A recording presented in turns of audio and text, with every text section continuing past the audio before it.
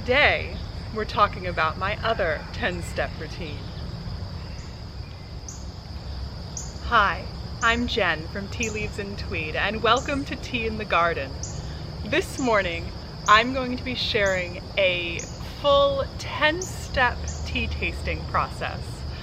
I was inspired to do this video by a recent blog post by Marco at Steeped, who I'll link below.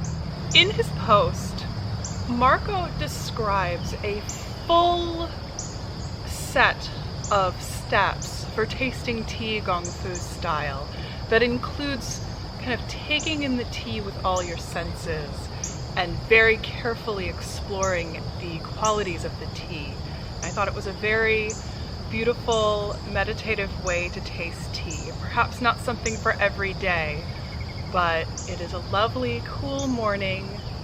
Early in the morning, the birds are chirping, so I think it's time for a nice, long tea session. So let's brew. So here we have our brewing setup. I'm brewing the Badashan Wild Tree Raw Pu'er from Crafted Leaf Teas. This tea was sent to me free of charge as part of their Full House sampler set, so I will link information to that below. And this is the first time I'm tasting this tea, so this will be a really good way to get to know this tea. And the first thing I'm going to do is put a little bit of hot water in my empty gawon to warm it. And while that is warming, step one is eyes on the dry leaf. So here we have our dry leaf. You can see that this is a rather large twisted leaf tea.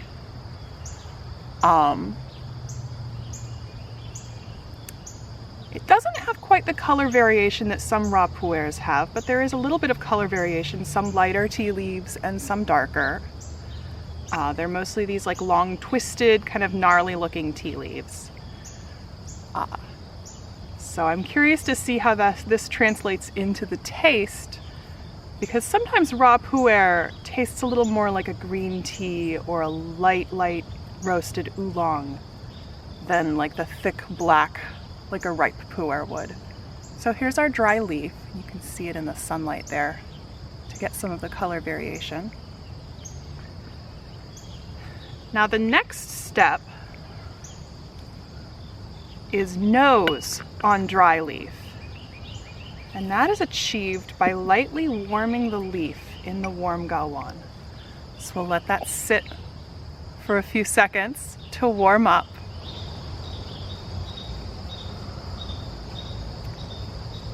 I'm getting very light notes of earth and hay, fresh spring hay. You really got to get your nose in there, and it's rather cool out here, so I think my gawon is cooling off a bit. So now we give the tea a rinse, just a few seconds, and I like to use my rinse water to warm the rest of my teaware.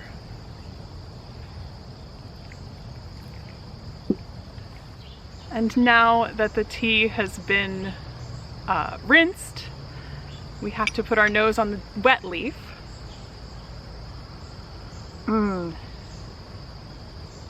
That straw flavor opens up. I get, fruit, juicy apricots.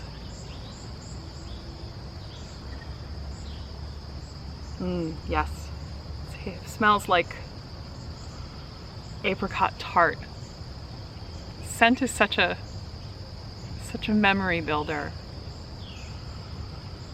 Oh, that smells so delicious. I'd like to sit here and sniff these wet leaves all day, but we will brew the tea, I promise. So we can pour out our rinse water.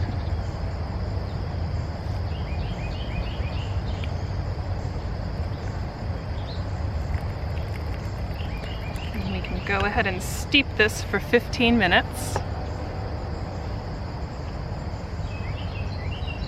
You can hear the train in the background.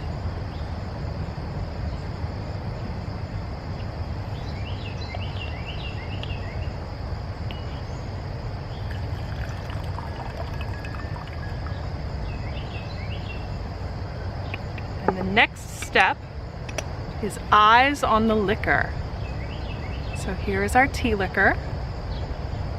I like to look at it in the clear sharing pitcher. You can see the color rather nicely. It's a kind of golden straw color.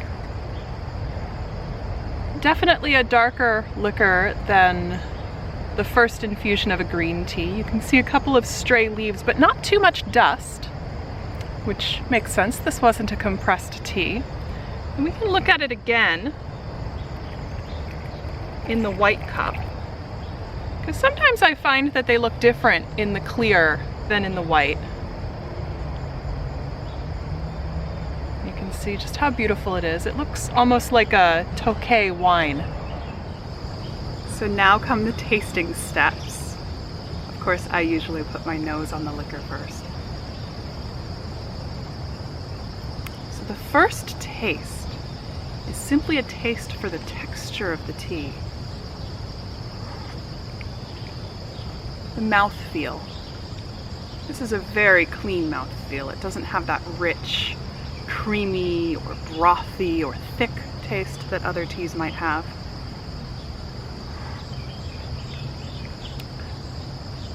But it does have a bit of heft to it. It doesn't just taste like drinking water, or feel like drinking water, I guess.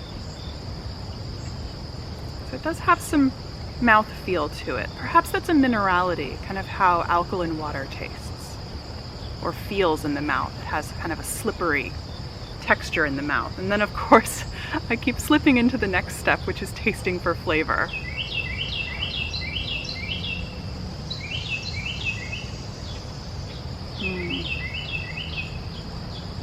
And I get that mineral. Oh, it's very mineral.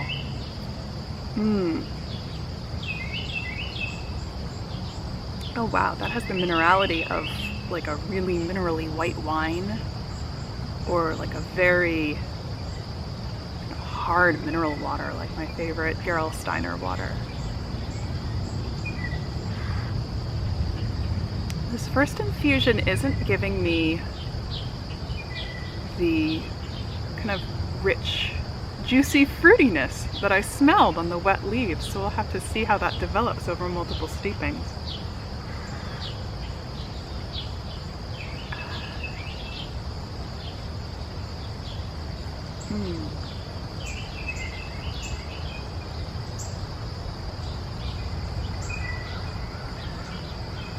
It's interesting. There's a little bit of bitterness to it, but it doesn't hit you in the face.